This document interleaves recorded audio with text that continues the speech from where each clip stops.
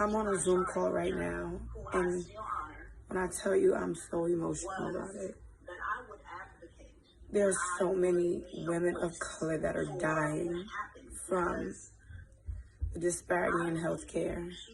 I'm going to share this story about this young girl that I know named Amber. In her 20s that just passed and died. And her last tweet was talking about the neglect in the hospital.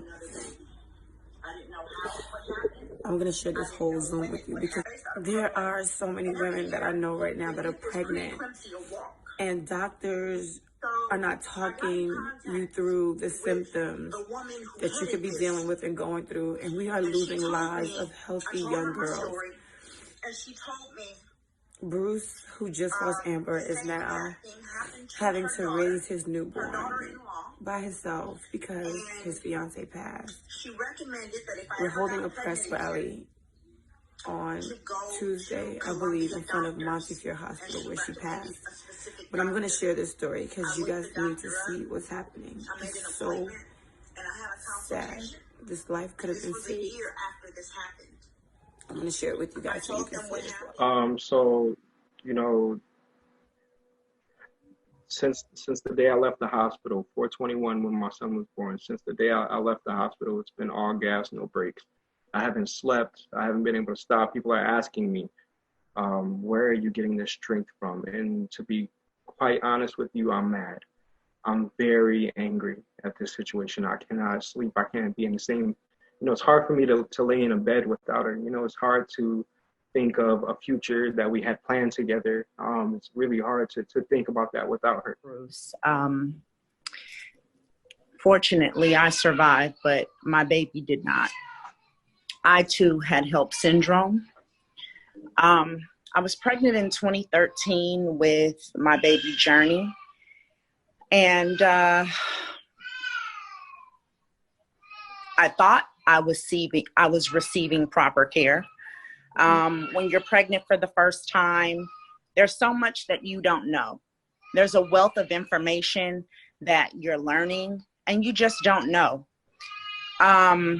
It did not even occur to me. I didn't even know what HELLP syndrome was. I didn't know what preeclampsia was.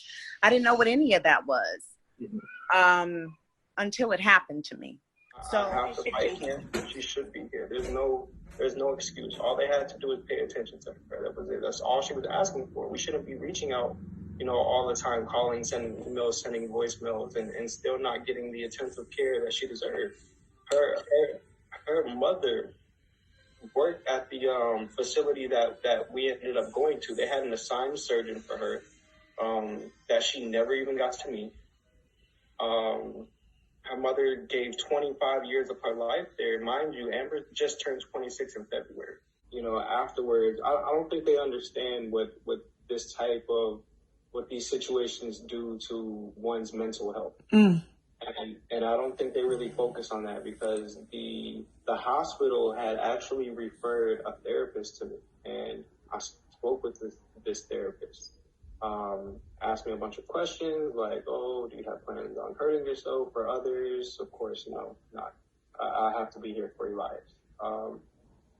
And at the end of our call, she was trying to offer me Xanax, prescriptions for Xanax or other drugs that help out with my anxiety. And it's just like, I know people, gain an addiction from those type of drugs. And, I'm responsible to be here and take care of my son. So Right. how would I be able to do that when I'm doped up? This is what you guys are doing to people.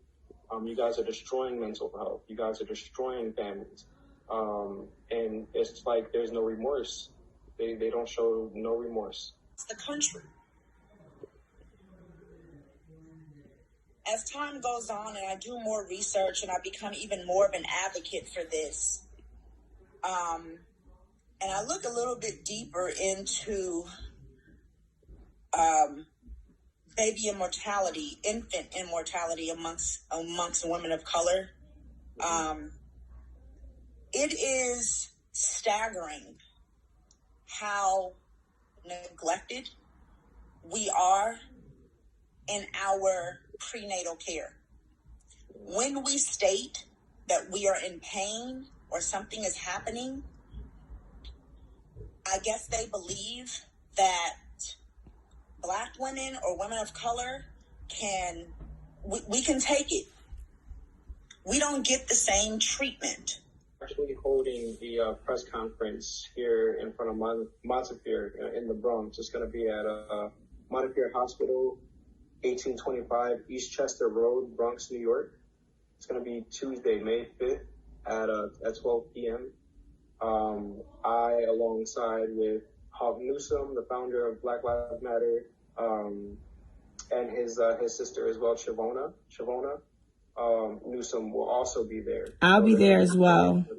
Yes, Yandy will be there. I have a few news outlets that's going to be out there, and a bunch of supporters. So if you can make it, I would greatly appreciate it, because I'm fighting beyond myself. It's for everybody at this point, because we have to put an end to this disgusting, how we're being treated.